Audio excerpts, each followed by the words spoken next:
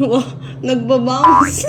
Kung naghahanap kayo ng banana bread recipe na hindi ka marunong mag-bake, baka ito na yung kailangan mong recipe or video. So first, durugin natin yung mga banana natin.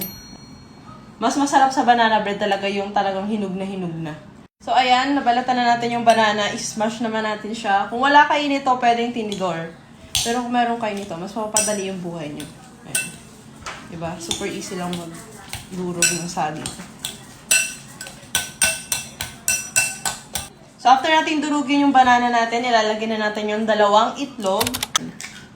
Sobrang fresh talaga ng betong nita. Ayan. So, meron tayo ditong 1/2 cup of butter. Pag sa grams, 125 grams. So, ibabrown lang natin or i-melt lang natin yung butter natin ng very, very light. Natin to. Ayan, kapag ganito na yung butter natin, medyo nag-brown-brown na siya, pwedeng-pwede na to. Lagyan na natin yung 1/2 cup ng brown sugar. Tapos yung 1/2 cup ng white sugar. And then maglalagay tayo ng vanilla flavor or vanilla extract. Ito wala tong measurement. Kutob-kutob lang kung ano yung nasa puso nyo. Lagyan na rin natin yung 1/2 cup ng fresh milk. Isa-set aside muna natin yung mga wet ingredients natin. So dry ingredients naman yung ipaprep natin. So, syempre, another bowl. Maglalagay tayo ng 1 and 1/2 cup ng all-purpose flour, APF. Tapos, maglalagay tayo ng 1 teaspoon ng Himalayan salt. Ayan. And then, 1 teaspoon din ng baking soda.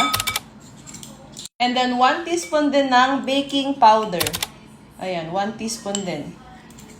And then, after na mga pinaglalagay natin, mix nyo lang para mag-bonding all together sila. Tapos, ihalo na natin yung dry ingredients na ginawa natin. Tapos, maglalagay tayo ng cinnamon. Ito, optional lang to. Pero syempre, kung gusto nyo ng mas masarap, I swear, maglagay kayo ng cinnamon. After nyan, pwede na yan i-mix. Maging gentle lang kayo. Huwag nyo siyang i-overmix. Hindi pwedeng kulang sa pagmamahal. At saka sobra sa pagmamahal yung baking. Kailangan sakto lang. Ayan. Oh my God, tingnan nyo yung kulay ng banana bread natin. Sobrang sarap. Ilalagay naman natin yung butter. And then, mix ulit. Gradually mix nyo lang siya.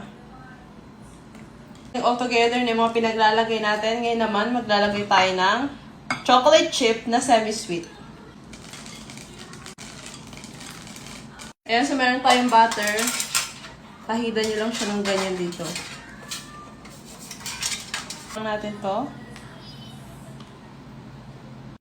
Ayan, tapos magta-toppings lang tayo ng chocolate sa ibabaw para cute. Bake lang natin to ng 180 Celsius na mga 40 to 45 minutes. Mars! Lagyan na natin sa oven. So, check nyo siya ng toothpick or knife para malaman nyo kung luto na talaga siya hanggang loob.